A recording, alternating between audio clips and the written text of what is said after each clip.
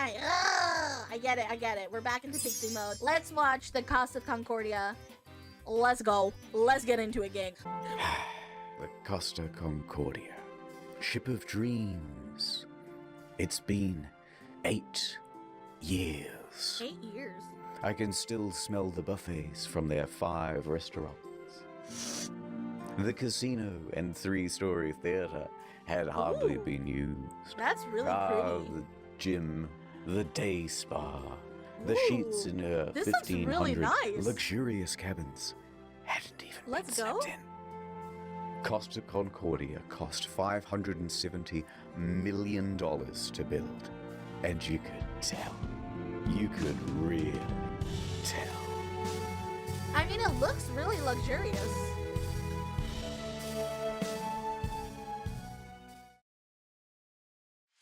I remember it like it was just a few years ago. We had left Civitavecchia, a port in Rome, and we were making our way to Savona. It was day 2 of our 7-day journey. But that ship, she was cursed. Oh my god. Cursed? When she premiered, the traditional bottle of champagne bounced right off the side instead of smashing. A bad Oh, omen. hell no. Hell no. If the bottle don't break, that's a bad sign, guys. That is a bad juju. You just should get off and be like, nah, no final destination moments here. Just hearing that, I'm out, right? I would be like, I don't want to die. How about that? I don't even know what Concordia is, but I'm already sensing a bad omen. Fuck that. Tradition has a reason. Exactly. Tradition is there for a reason. All right, let's keep it going. But I'm not the superstitious type. Nothing could go wrong on Friday the 13th of January, No! 2012. No! Friday the 13th? Bro, this is so bad. On the 100th year anniversary of the Titanic. On the 100th year? Nope.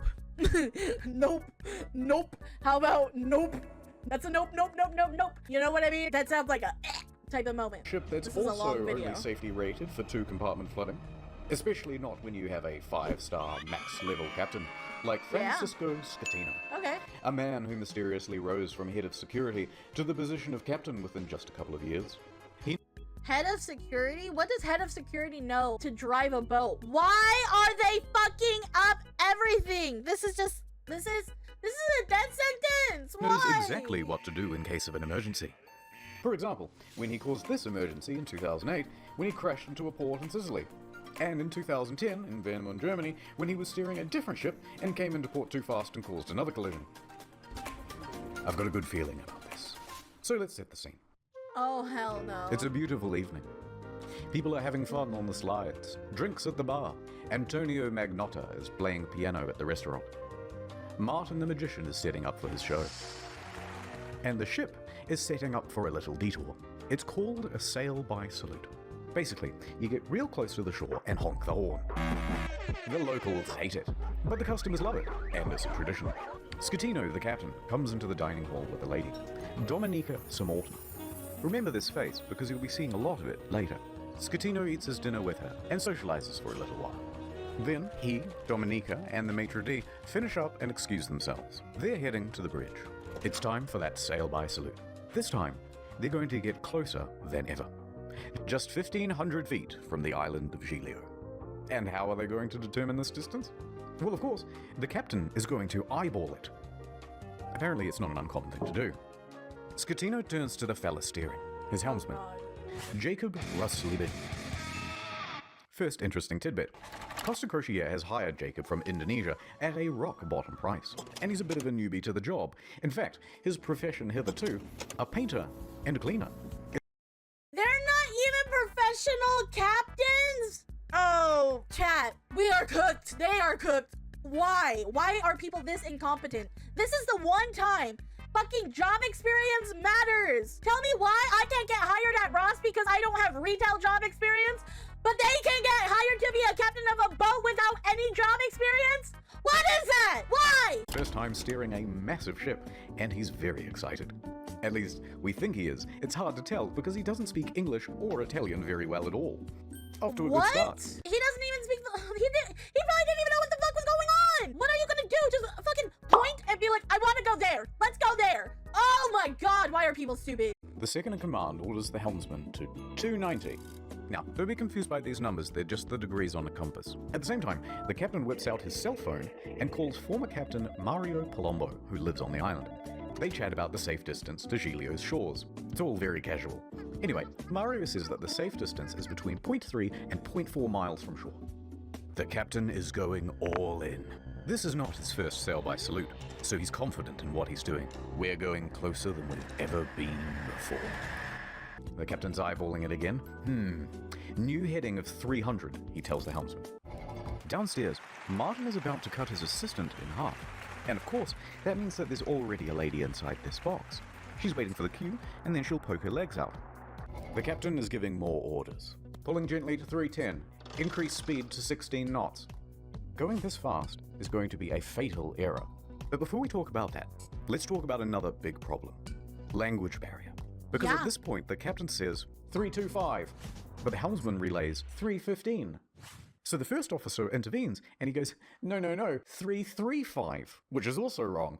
And then the captain clarifies, no, 325. The helmsman confirms 325. Their poor communication has them moving at a much wider angle than they think they are. However, the captain should and would know this, except for the next problem, complacency about procedure. The standard procedure of a ship this large is for the third officer to give exact positional coordinates every time the captain gives a new directional order. But they're not doing that. Oh. 330, he says.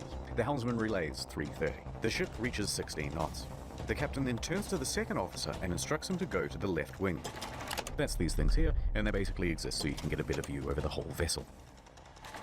A few seconds pass, and then the mood starts to turn. Scatino notices white foam of waves breaking against the rocks directly in front of him in the distance. The Costa Concordia, right now, is almost 700 meters closer to the rocks than it should be. Without deviation, there is going to be a direct collision. Oh, shit! Scatino immediately commands the ship to start turning away. 335. Not enough. The captain shouts, 340. The captain yells, 350. Now, remember how I said that accelerating to 16 knots was a fatal error? Well, that's because it's made this ship incapable of such a drastic turn. What they've got is understeer. Here's an example. Your front end is not working. You're turning, and you're just going straight. You want to go over here, but you're going to end up over here. So despite the order of 350, right now the bow is still only pointing at 327. Not nearly enough to miss the rock. And oh no, it's about to get worse. That language barrier again. In these critical moments where every second counts, the helmsman wrongly relays 340. The captain snaps back, 350 starboard or we end up on the rocks. No fucking The third way. officer goes to assist the helmsman. Now don't get confused by the orders from here, we're changing over to rudder instructions. The captain yells, starboard 10, starboard 20, and still it's not enough. Hard to starboard. That means as hard as it'll go. But at this point, even if they clear these rocks, they need to get the rest of the ship to swing around it. So the captain yells, midship, which centers the rudder. The bow is now less than 150 meters from Skull Rock. Oh my god. Port 10. But the helmsman only gets to port 5 before another order is given 2 seconds later. Port 20. They might just avoid disaster here, maybe. But then, oh no. One more time, the helmsman cocks up at the worst possible moment. The helmsman goes to starboard instead of port, undoing the swing. 8 seconds later, he realizes the error and corrects, but it's too late. He has just turned a probable near miss into a sure hit. All they can do now is hold on as the bow of the ship narrowly passes by the rocks. Hard to port! The second officer yells, we're gonna hit! Collision. No. Oh, fuck, dude.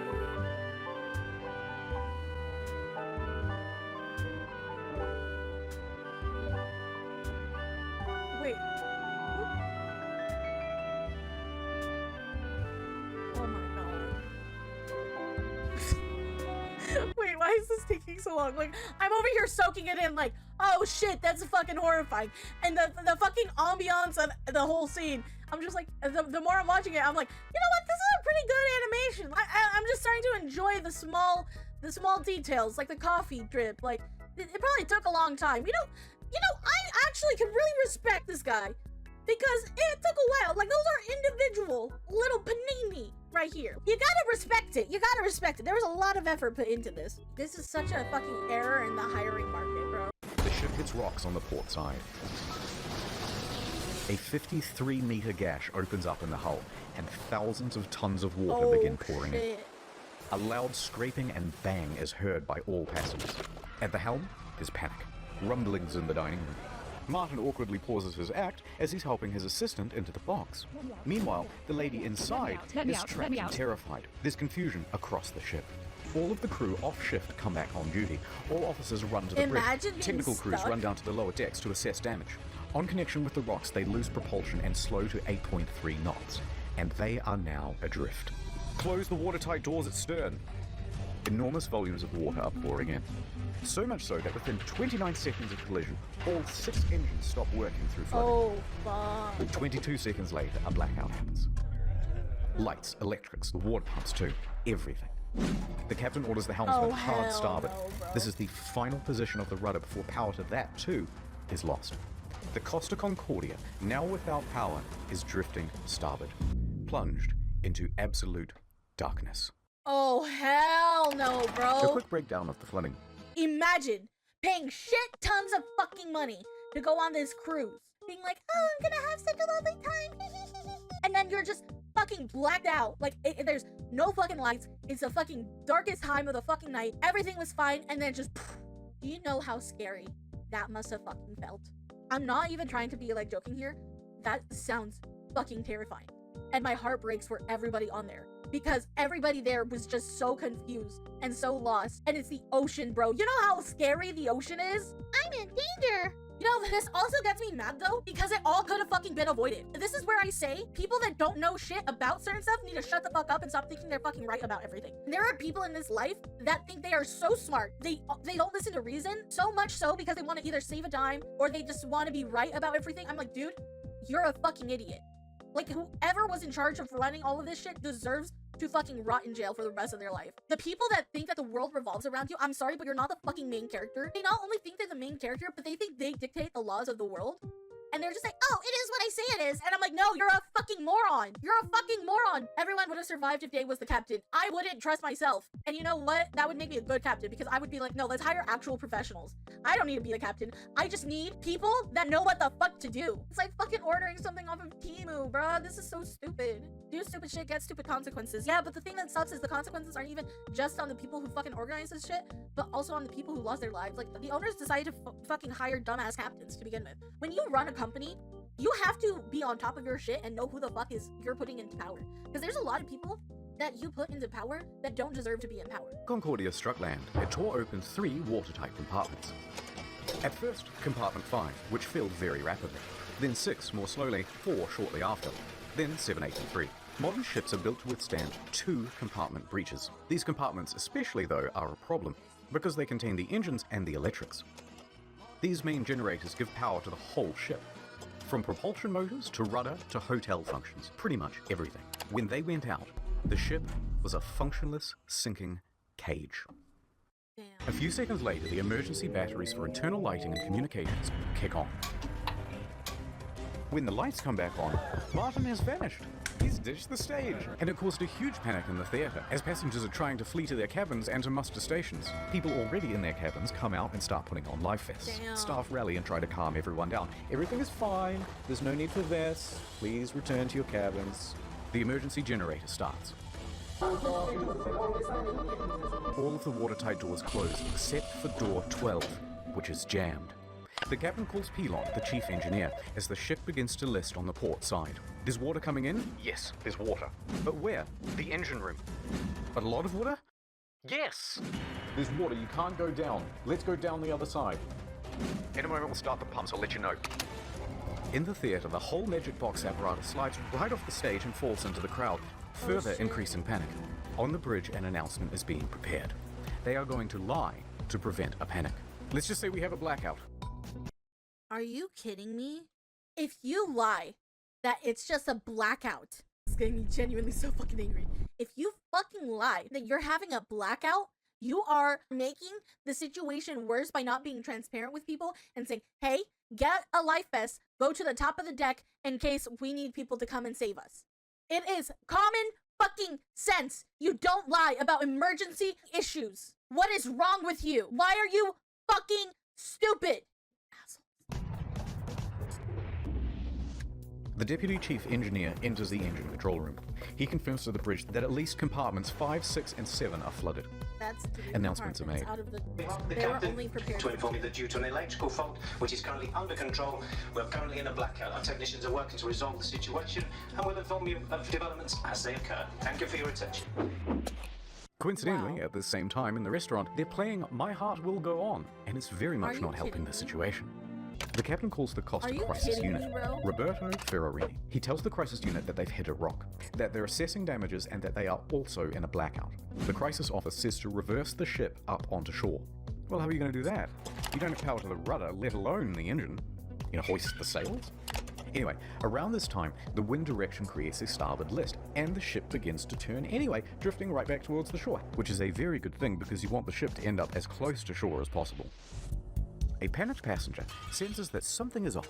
This isn't like any electrical problem that she's ever seen. Plus, Yeah. there was a massive crashing noise and now the ship is tilting. So, she contacts her daughter in Italy. The daughter then calls the police, and the police call the harbour master. While that goes on, a conversation between Pilon and Ambrosio. The diesel is not starting. The captain asks the engine room, but where have we made contact? Thinking that the incoming water can be reduced. Captain, here everything is lost. The electrical panel, everything. They're saying at this point that the ship is going down. The captain Are you fucking kidding me? All of this is fucking happening, and they still haven't fucking reached out to the Coast Guard. Are you fucking kidding me? It's a pride thing. People's lives are on the line, you dumb motherfuckers. Even your life is on the line. This isn't getting caught by fucking mommy and daddy saying like, oh, mommy, daddy, I fucked up. I fuck up. I made an oopsie. This is reality. This is real fucking life, bro. These are people's lives at stake. calls Roberto Ferrarini again. Actually, 2 compartments have been flooded, but don't worry, the ship's stability isn't in danger. Wrong. What? Passengers begin going to muster stations on their own initiative. The cruise director says, we have a lot of people at muster stations that I do not want to fall overboard. Do we make an announcement to tell them to go to the lounges? Bozio says, I think that's best. The harbour master from Livorno calls the ship. The captain tells them that we just have a blackout. How long has this blackout been going on? About 20 minutes. Have you asked passengers to put on life vests? It's just a blackout. I gotta go. The harbour master is suspicious. He says to his superiors that he thinks something more is going on. He calls a patrol boat to the area and asks them to look at the ship. Another problem. The fan on the emergency Are diesel you fucking generator kidding isn't me? worth to turn the thing on and off with a screwdriver. Are you fucking kidding me, bro? What do you mean? The Coast Guard is trying to fucking talk to you, and you lied to them. Nobody else deserves to die for your dumbass decisions. Again, he doesn't want jail. Bitch, you may not live to fucking see jail. What are you gonna do? Put a band-aid on it? So that it doesn't overheat and cause a fire. The captain is on the phone to the lower decks, asking pointless questions, like, is it still flooded? Yes. Yes, it is. The captain is essentially in denial of the situation. The harbour master calls again. Finally, he says, the ship is taking on water through an opening in the left side, and the ship is listing. He qualifies with, no one dead or injured. The harbour master asks if he needs help. Just a tugboat? When in reality, they need a full rescue. With 3 compartments flooded, the captain Just finds a tugboat. He literally gave only enough room for him and the people working with him. Do you understand what kind of fucking person and monster this is? Millie realizes that things are really bad, and they are not going to improve. The Coast Guard orders every available ship to the sea. Meanwhile, up with the passengers, the cruise director's assistant says, everything's under control. Please return to your cabins or hang about in the lounges, no problem. She said this despite knowing it was wrong and that it further endangered lives. Most passengers at this point, though, aren't listening to this nonsense, and they're busy figuring out how to abandon ship. Thank God people weren't listening to them. Thank God for fucking common sense. But what's sad is I'm sure there were people that are like, oh, okay, well, she said, like, let's go back to our cabin. You know, we'll be safe. We'll be fine. Let's go. It's too crowded in here. Oh, my heart hurts for them so bad. My heart genuinely fucking hurts. It genuinely hurts for them so bad. Bing, bing, bing, bing, bing, bong. Local television has already picked up the story and they begin broadcasting live radio feed from the bridge.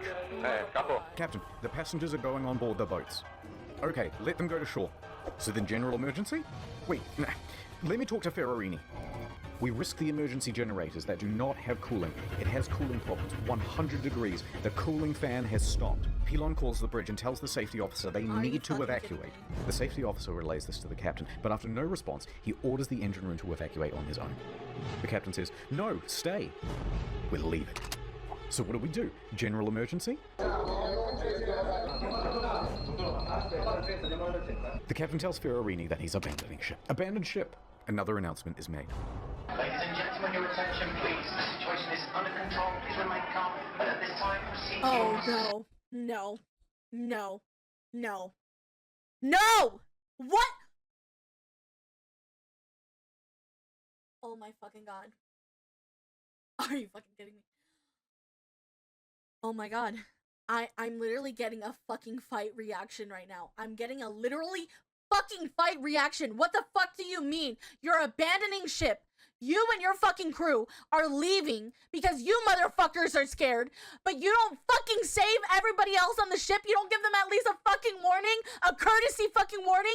Hey guys, you guys should go to the top of the ship at least. At least increase your chance of survival. No, instead you lie to them and you say, guys, you guys are gonna be fine. Okay, bye. And you fucking leave them for dead. You sick motherfuckers. You sick pieces of shit. Their naval maritime law, which requires the captain to go down with the ship. Yep.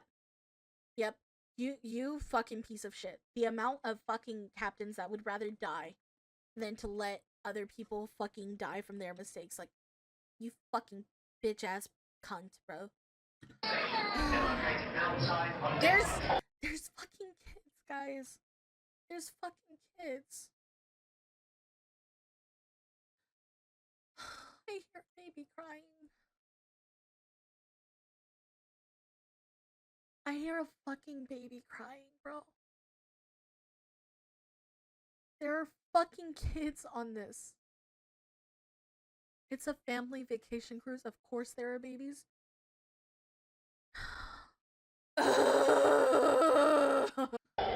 The Livorno Coast Guard calls again. The captain declares distress. The Coast Guard officially calls for rescue operations. They contact Pietro Millet, the helicopter base commander, who then calls in every available pilot. As he rushes down to the helicopter base, Pilon shuts down the emergency generator for the final time. The first rescue vessel arrives. By this point, the lifeboats are already going. Luckily, the ship is very close to shore. Oh, perhaps too close to shore. The ship forcefully runs aground, creating an uneven center of gravity, and it begins heavily listing starboard. The captain issues a general emergency on board. The announcement to abandon ship is finally called and alarms ring out, and with that comes panic. And now that they're listing, with many of the lifeboats too awkwardly positioned to enter the water, there aren't enough readily available and they have to start going back and forth to the shore, picking people up and dropping them off. The patrol boats report to the Livorno harbour master that the ship has run aground and is listing heavily. So the harbour master asks the captain about it, and the captain says, no, the ship is still floating. In fact, we're trying to maneuver it onto the shore. They know he's lying. Hold on, I'm reversing it. Beep, beep, beep, beep, beep. The captain then says to bottom out the starboard anchor.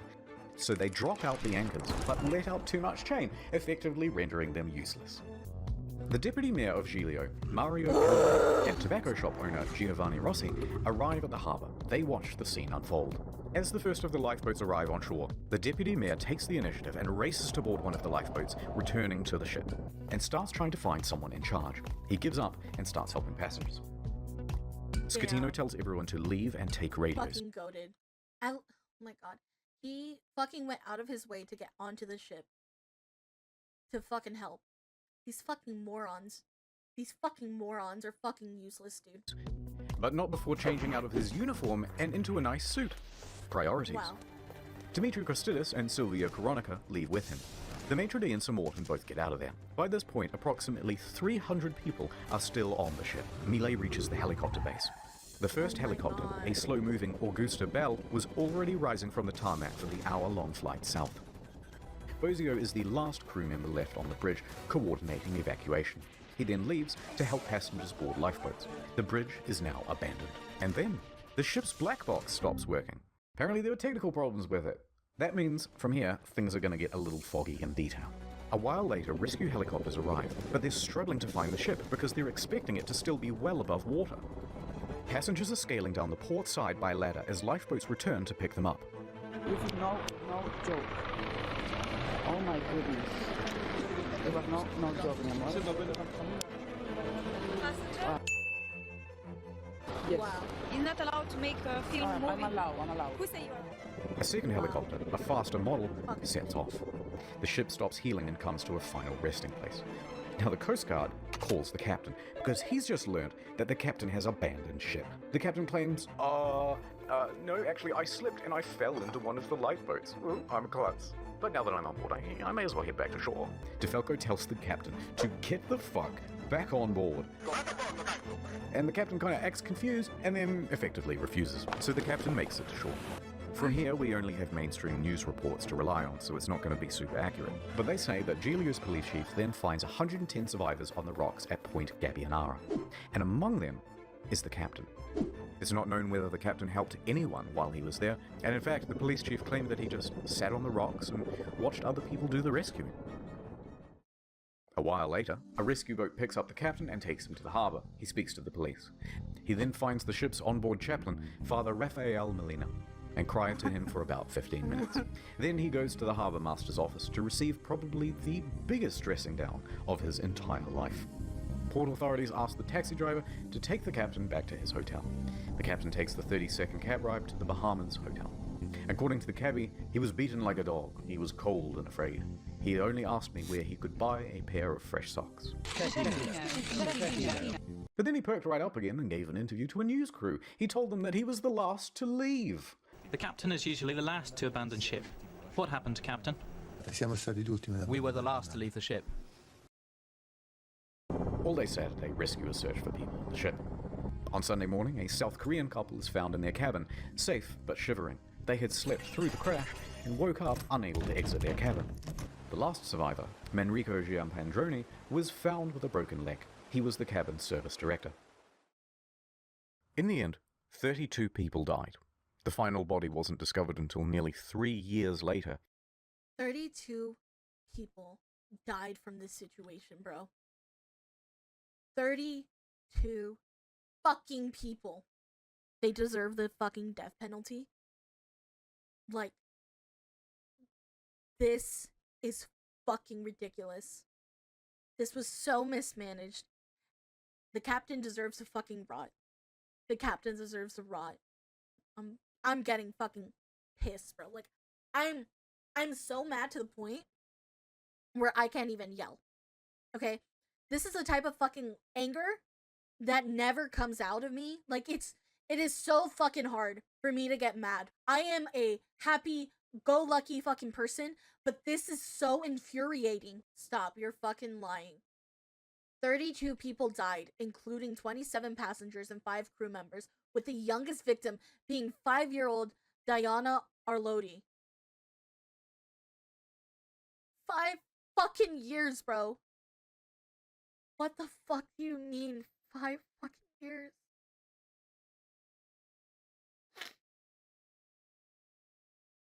What the fuck do you mean 5 fucking years, bro?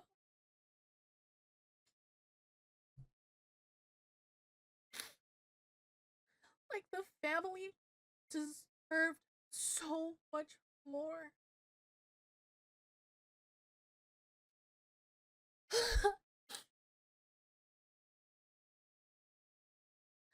That's so fucking stupid. That's so fucking stupid. A 5-year-old lost their fucking life because of a fucking moron. What kind of fucking bullshit is that? What kind of bullshit is that? In the end, 32 people died. The final body wasn't discovered until nearly 3 years later. A crew member, Russell Rebello, and it's believed that he died a hero helping passengers off the ship. Russell, I am so sorry. I am so sorry that the incompetence of fucking people made you lose your life. You deserve so much more. And I'm so sorry. Thank you for being a fucking hero. Thank you for helping others. Like, you will not be forgotten. I'm so sorry.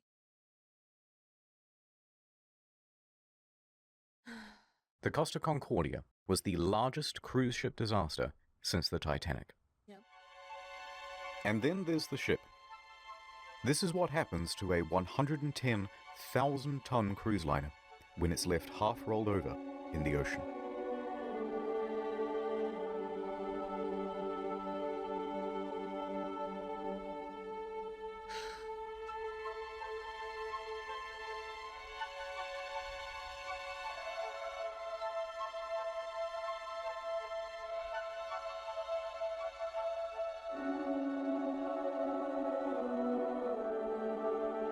This is so fucked, bro.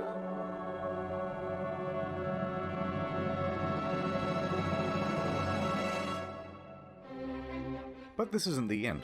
It's just the halfway point. What most people know is that the Costa Concordia had crashed, many dead, and that the captain abandoned ship like a coward. But there's a whole veritable spaghetti of details to untangle. Let's dive in. There they are. The deets. Motherfucker, dude. Oh my god.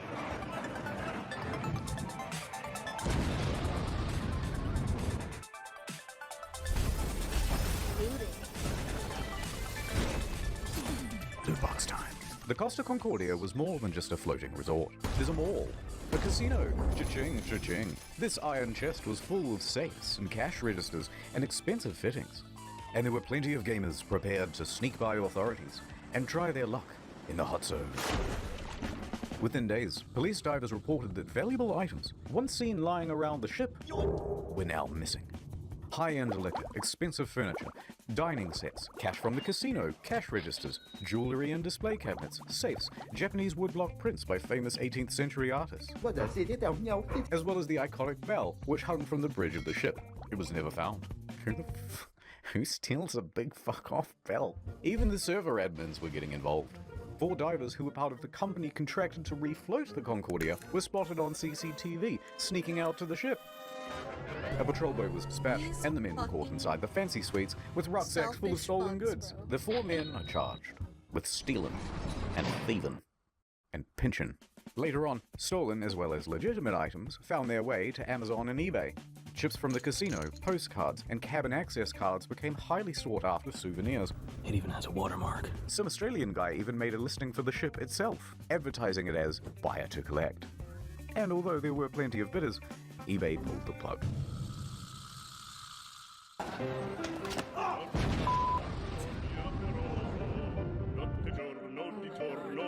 I know. How insensitive can you fucking be, dude? Humanity is just fucked. We are fucked. We are a fucked species. We are no better than animals at times, dude. You want to see Scatino go to jail, and we'll get to that. But first, we have to talk about someone else. Dominika Samorton. That was a close one. There was speculation that she was on the bridge that evening because she was the captain's mistress. Intense media speculation reports that her presence distracted the captain. They both denied their love for years and maintained that they were just friends. Although she did later admit to the media that she found him handsome. And how could you not? You so fucking precious when you smile. Dude. But she says there was no romantic link between them. Some people would like to believe, they want to know I have something with him. It's more interesting. It's like, you know, some spicy in the story. Miss Samorton also. What's worse about this is this bitch looks like the type that would be like, oh yeah, you know, all that fucking chaos, all of that shit, all of that horrific stuff. Yeah, it happened because of me, because I'm so attractive that the captain just couldn't keep his eyes off me. He couldn't just, like, can you believe that the news is saying that I'm the temptress that made this horrific event happen? Bitch, you dumb motherfucker, you look like a toad. Your nose is bigger than my fucking ears. And I know, like, her little fucking, oh, you know, they want us to be something, but we just not. Like, how could you be fucking happy about this? If somebody said that I was the reason for 32 deaths, including a 5-year-old child, and that was because of me, you would have to put me on life alert to make sure that I don't fucking do something to myself. You'd have to lock me up, because to have that blood on my hands, I would not be able to live with myself. That is fucking haunting. And for you to just be doing all these press conferences trying to be like, oh, I'm so hot. Fuck you. So loved the spotlight, however. Everyone, oh no. And took several interviews. You see what I fucking mean? But as the pressure mounted meant upon her, exactly she I began know. making ominous threats to Scatino. I give you 1 week to tell the truth about what happened immediately after you did the announcement to abandon ship. 1 week. Saying he must confess, and that you have but 1 week to come clean. But things from here get weird. Spicy. Sir Morton is a bit of a wild card. In a subsequent interview, she claimed a helicopter came to the ship well before the other rescue craft to take away a package. Huh? And what was that package? Drugs, apparently. So rumors began that the ship was running narcotics for the mafia. And not without cause. A number of cruise ships, even recently, have been caught trafficking drugs. As an aside, Scatino was tested for drugs immediately after the crash. He tested negative for drugs in his system, but trace amounts of cocaine were found in a hair sample. Makes it smoother and less dry. Nonetheless, the Concordia was searched and no drugs were reportedly ever found. How did we get here? Oh right, a helicopter. Sir Morton commented on it again the next day and said, actually, that helicopter was just for the captain as a means of evacuation from the ship. Okay, wait. So she expected to get some sort of first-class rescue while everyone else was still stuck on the ship? Wait, how did we get here? Oh, right, sex with the captain. Divers were quick to head to the captain's cabin, where they found Miss Sir Morton's lingerie and other articles of clothing as well as a makeup bag. The jig was up, but they continued denying it. Sir Morton mostly faded from international attention until she was told to appear before the court to present witness testimony. The judge pressed her to be truthful about their relationship, or she would be held in contempt. Either tell me the truth or shut up. So finally, she admitted it. Yes, I had a sentimental relationship with the captain. Stop. But now, stop asking about my private life. She was indeed the captain's lover. What is up, Troubler Nation? Sitting no shit it on his wife with C. Morton. Oh my god! She and Scatino. I fucking called it. Whore. Whore of fucking Babylon, bro. Why? Why? I want to commit, but I'm a good person, and I don't want to go to jail.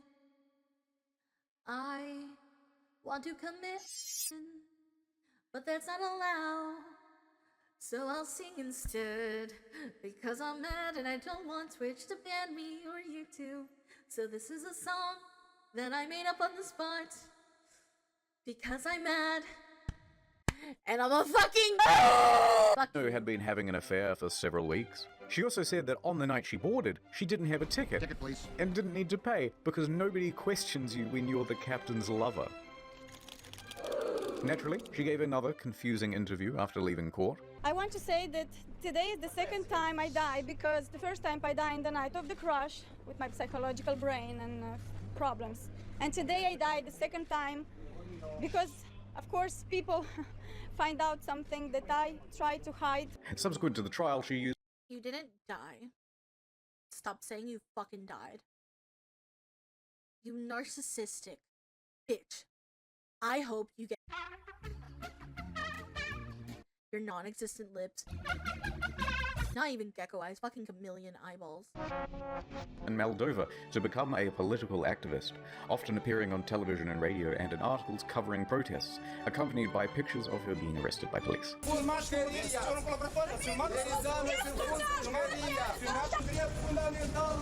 She is such an attention whore. Fuck this bitch. Oh no, wait, she's been fucking up. It was some stuff about victims of violence, women's rights, yada yada yada, and interestingly, part of a push to block the sale of shares of Moldova's train network to Russia. Sure. Other than that, I don't really know what she's been up to. Let me just check on her Oh god, not again. Bruh. I wish that happened.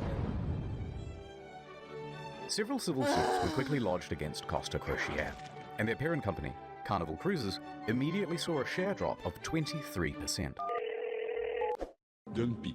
Passengers sought compensation for their damaged mental health, lost belongings, and loved ones. Either they allowed him to divert from his course, or they didn't know where their billion-dollar ship was. Within a few days, facing financial and media pressure, the CEO attempted to join the bandwagon against the captain and the crew. That was not the ordinary route that the ship was taking at the time, and was not only taking, but the time the ship was... Claiming that the ship was not approved to deviate from the route. But that wasn't true. Approval isn't required if the ship is deviating by less than 15 miles, or that it was against company rules. Also untrue, because investigators found that they didn't have any rules about deviating route, and they tacitly encouraged sail-by salutes. Now, in response to the civil suits, Costa Crociere offered passengers 11,000 euros each as compensation. That's kind of small. 11,000 euros, $11,000 about $14,000, is the minimum compensation under international law when a ship is abandoned. This was to reimburse them for their tickets, as well as any costs they accrued in having to unexpectedly travel home early. And that was supposed to release them from everything and anything that has to do with this accident. I cannot ask for more than this. A lot of passengers... 11,000 euros, bro. That's just around 12,000. Are you fucking kidding me, dude? Are you fucking kidding me? People's lives are worth more than 12 grand. Yeah, the court section of the video will piss you off and people off. Remember, anytime someone offers the minimum of anything, minimum wage, minimum compensation, they're telling you flat out, if we could pay you less, we would. Exactly. Understandably, we're not too happy with this deal, and they refuse to take the money. We think the offer is an insult. Yep. For what these poor passengers went through, we think that the compensation being offered is not commensurate. Take it. Compensation being offered is not commensurate. Later, Costa Crociere would lodge a plea deal with the Tuscany court to pay a €1 million fine to avoid a criminal trial. The judge agrees. Costa Crociere is now off the hook for all criminal liability for the whole thing. They've washed their hands of the incident and flexed the residual droplets of responsibility onto the faces of 6 staff members. Are you fucking kidding me? Are you kidding me? Oh my god. Fuck your money. Burn the money. Burn it.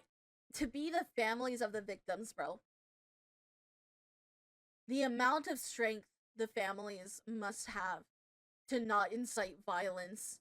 Passengers and relatives of the dead are livid that the company has been able to avoid criminal responsibility. Offered is not commensurate. Civil suits against the company continue.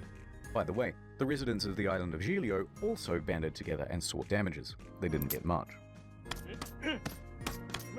Eventually, passengers who refused the initial compensation of 11,000 joined civil parties against Scatino in his trial in 2015. Is not commensurate. They were awarded 30,000 euros each.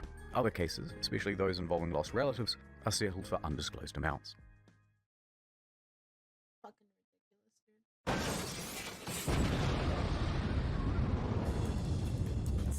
New York attorney Eva Renee traveled to Budapest to represent 6 real survivors of the disaster. At Renee & Renee, we personally work on every case. And we'll work harder than anyone to get you the most money possible in the shortest amount of time. And while on the job, a 7th case cropped up via email. An elderly woman, Alona, said, "Help me, Mr. Ronai, for I have lost my daughter, Eva, and my 5-year-old granddaughter, Roxana." So Mr. Renai agreed to speak with her. However, there were some inconsistencies in her story. Neither Eva nor Roxana were on the passenger list. Odd, but Costa is known for having stowaways. Gotcha, bitch! Still, Mr. Renai was suspicious. They wouldn't cheaty old Petey, would they? Renai inquired further about why she was on board, especially without a ticket. Ilona said, "Well, I don't know, but you should ask her boyfriend. Zolt Horvath. He'll know all the details." I'm up all night. I'm going crazy, he said. But Mr. Renai was still suspicious. Because then she asked, "How much money do you think this is worth?" This is a huge red flag, Petey. In 20 years of doing this, you've never had anyone ask about money. Why now? So Mr. Renai hired an investigator and sent photos around of the missing girl. The next day, the phone rang. Oh, hoi hoi. It was the boyfriend again. Look, there's been a bit of a misunderstanding and the child isn't missing at all. Uh-huh. And then he claimed he was confused because he had done too many drugs the night before. Oh. Okay, can I speak to the daughter then? At first, he was refused. So Renai said that he'd have to file a missing persons report to the police if he couldn't. The boyfriend relented. That night, Renai met with Zolt and brought the police with him. He speaks to the granddaughter and asks her if she's seen Mum. "Yeah, I saw her today." "Oh, really?" "Yeah, we went to the park today and we went on the swings." Oh no, the jig was up. So the mum walks into the room sheepishly. It's a miracle! And the story changed again. Okay, I'm not dead, but I did injure my leg when I jumped from the ship. And then I immediately flew back to Budapest. Although don't worry about checking my leg because there are no visible marks or injuries. Are you? Old Petey, I'm beginning to think they weren't even on the boat. Also, it turns out this lady isn't her mum, it's just a neighbor. Eventually, Renee managed to make the pair confess. And then they said, hey, we haven't done anything wrong. We haven't taken any money. And in the end, it looks like there'll be no criminal punishment for the scam, because Hungary, a former communist country, has no laws against insurance fraud on the books. The love room that never sleeps, call 1-800-664-7. This is so fucking that's a bad idea. That's a very bad idea.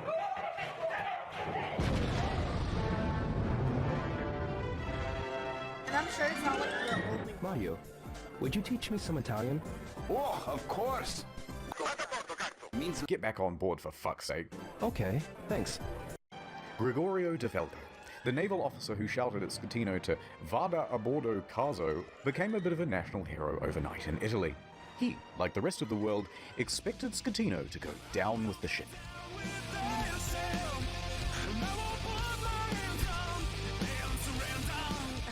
And when the captain chickened out, De Falco was there to admonish him. And when he stopped answering the radio, he called him on his cell phone to continue putting him on blast. When the captain first reported just a blackout, De Falco didn't believe the story and immediately began preparing a rescue effort, which likely saved several lives. Yep. His actions were applauded by most Italians who were tired of their public servants being corrupt and avoiding responsibility. Accordingly, shirts sporting Vada a bordo caso were being printed by the end of the week, others setting it as their phone's ringtone.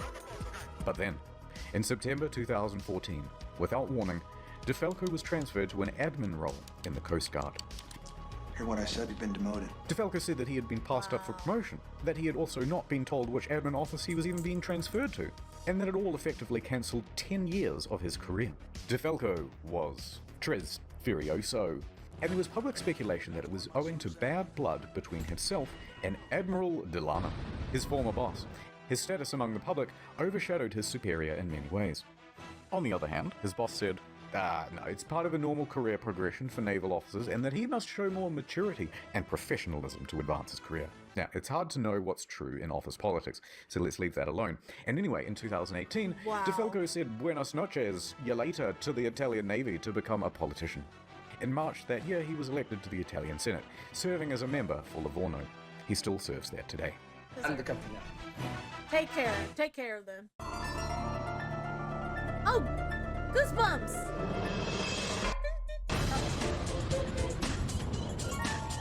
Jail time.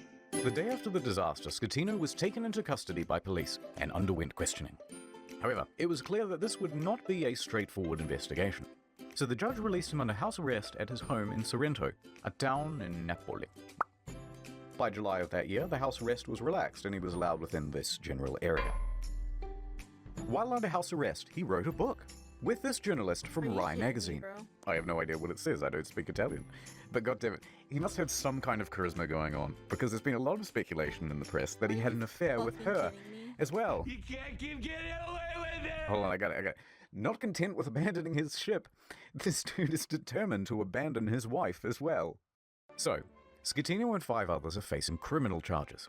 Straight away, everyone lodges a plea bargain with the court.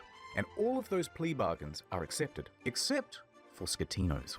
And the condition of everyone's reduced sentences are that they must provide witness testimony against Schettino. He touched me. Ciro, Jacob, and Silvia were all given suspended sentences. Roberto and Manrico are able to opt for community service or house arrest.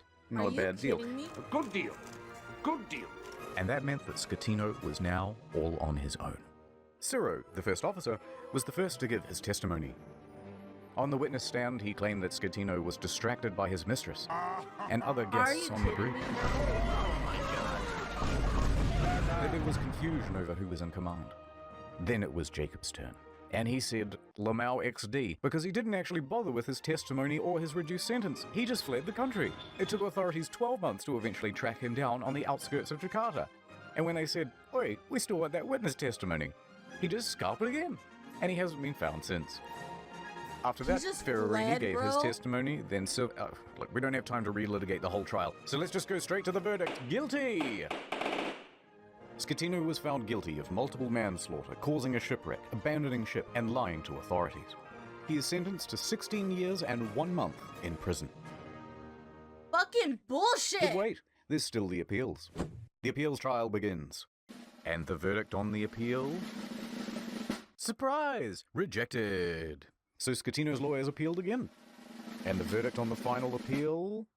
Schettino made multiple attempts to secure a plea deal, but was denied by the prosecution each time. The prosecution called for Schettino to be sentenced to 26 years in prison, calling the incident a Titanic affair. Oh, okay, I see what you did there. Schettino was not present. His lawyers stated that he was waiting outside of the jail for the ruling, so that if his plea was rejected, he could immediately start serving his sentence.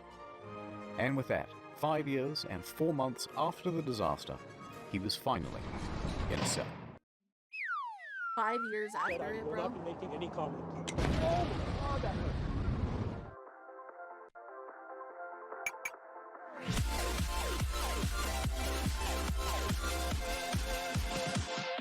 The salvage operation was enormous. It took over 2 years and cost an estimated $1.2 billion.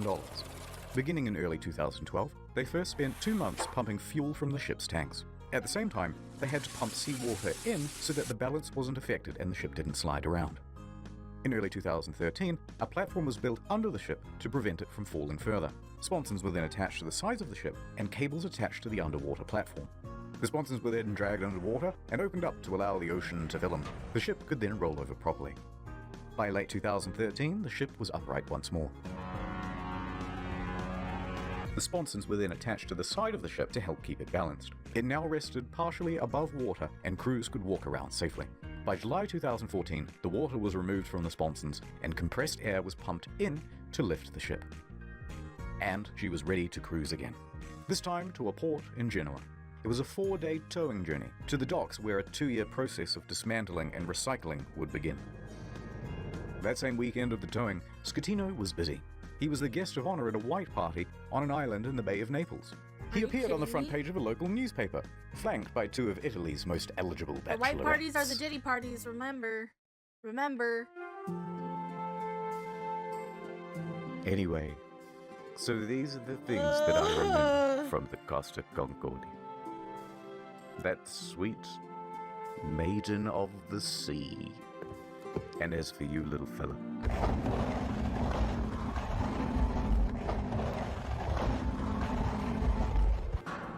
well, it's time to return you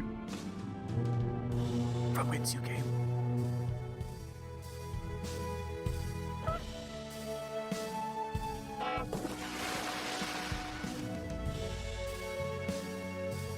Six quick things. 1. NordVPN, good product, check them out. Number 2, there's a new video on the second channel. You probably didn't see it because it was temporarily restricted. Now it's not. Enjoy.